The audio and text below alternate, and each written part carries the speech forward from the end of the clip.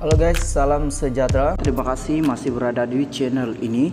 Bagi mereka yang baru bergabung di channel ini, silakan subscribe, like, comment, share supaya Anda tidak akan ketinggalan info-info yang saya akan sampaikan di channel ini.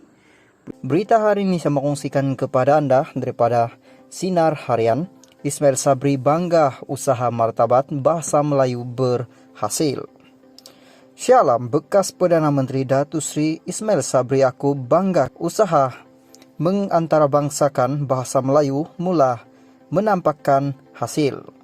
Ahli Parlimen Berah itu berkata impian dan cita-citanya untuk melihat bahasa ibunda itu tersebar luas di pentas antarabangsa menjadi kenyataan apabila papan tanda di Korea Selatan menggunakan bahasa Melayu bagi memudahkan rujukan para pelancong negara itu. Saya serta pejuang bahasa Melayu akan terus memperjuangkan untuk mengangkat martabat bahasa Melayu bukan saja dalam negara, malah di peringkat antarabangsa, katanya dalam kenyataan di laman Facebook pada Jumat. Sebelum ini media melaporkan seorang pengguna Facebook Zakaria Aziz berkongsi beberapa kepingan gambar papan tanda di Korea Selatan yang menggunakan bahasa Melayu bagi membantu pelancong asing yang berkunjung di negara itu. Dalam pada itu, Ismail Sabri turut mengambil kesempatan mengucapkan penghargaan kepada Kerajaan Korea Selatan atas usaha tersebut selain menganggap ia sebagai pengiktirafan kepada Malaysia. Saya dan seluruh keluarga Malaysia mengucapkan jutaan terima kasih kepada Kerajaan Korea Selatan atas usaha ini dan menganggap ia sebuah pengiktirafan kepada Kerajaan Korea Selatan kepada Malaysia dalam memartabatkan bahasa Melayu, katanya. Halo guys, salam sejahtera. Terima kasih masih berada di channel ini.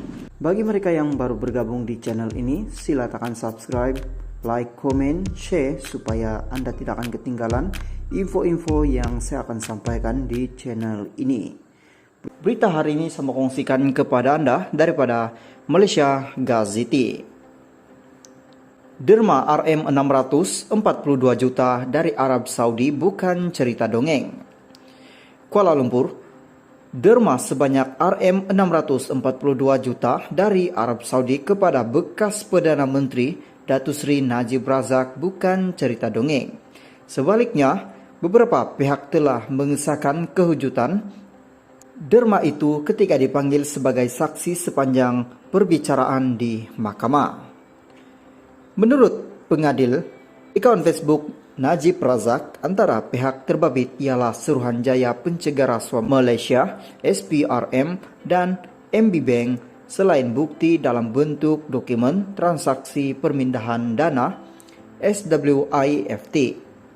Malah katanya penghakiman bertulis Hakim Datuk Nazlan Muhammad Ghazali turut mengaku terdapat pindahan dana tersebut, tetapi dia kata ia tidak boleh disahkan sebagai derma dari Raja Saudi Arabia sebagai Raja Abdullah.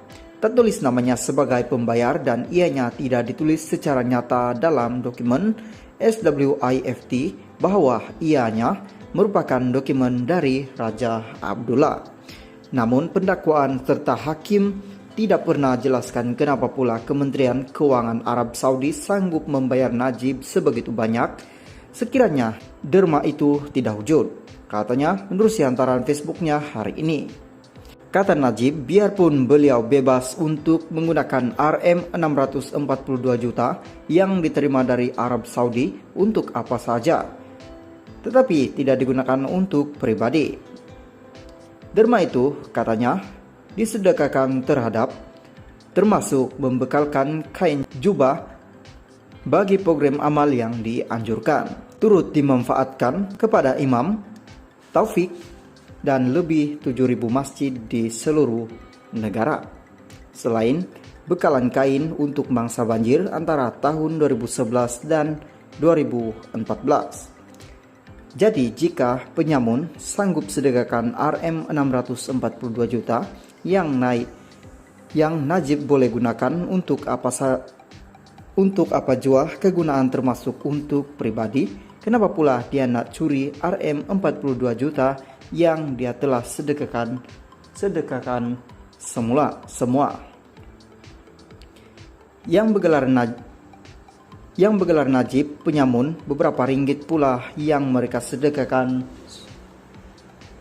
Soalnya, Najib turut menyindir pihak tertentu agar tidak memetik dana dan dikenali sebagai Rm2.6 bilion pula, sebab ianya turut disahkan dalam mahkamah bahwa dana tersebut telah dipulangkan kepada pengantar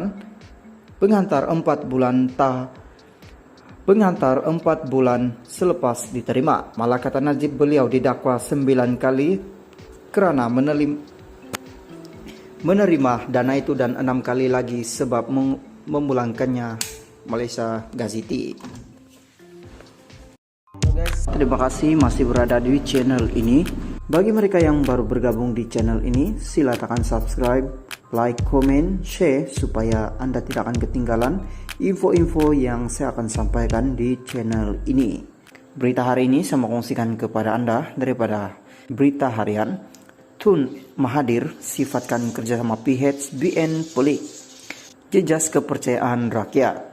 Putrajaya kerjasama Pakatan Harapan PH dengan UMNO dan Barisan Nasional BN bagi membentuk kerajaan perpaduan menjejaskan kepercayaan rakyat kepada janji dan pendirian parti politik, kata Tun Dr. Mahathir Mohamad. Bekas Perdana Menteri menyifatkan kerjasama antara dua gabungan utama yang saling bermusuhan pasca pilihan raya umum ke-15 PRU15 meremehkan janji yang dibuat kepada rakyat oleh parti politik, khususnya sepanjang kempen pilihan raya. Katanya, kerjasama PH dan BN juga tidak menghormati undi rakyat yang memilih kedua-dua parti itu dalam PRU15 selepas percaya dengan janji dan pendirian mereka yang sebelumnya bertegas menolak satu sama lain. Saya dapati sekarang ini dalam pilihan raya, janji dibuat. Selepas menang pilihan raya, janji diketepikan dan tindakan yang bertentangan dengan janji dilaksanakan. Bermakna kerajaan ini tidak hormati janji yang mereka buat dengan rakyat. Rakyat tentu kecewa kerana mereka menyokong atas sikap dan dasar parti atau calon. Tetapi apabila menang, mereka ketepikan dasar dan janji mereka. Ini memberi gambaran seolah-olah pilihan raya tidak berkesan dalam menentukan pihak yang akan jadi kerajaan berdasarkan janji yang baik. Mereka mungkin lakukan benda yang di luar atau bertentangan janji mereka, katanya dalam temu bual bersama Bah di sini hari ini. Baru-baru ini beliau berkata demikian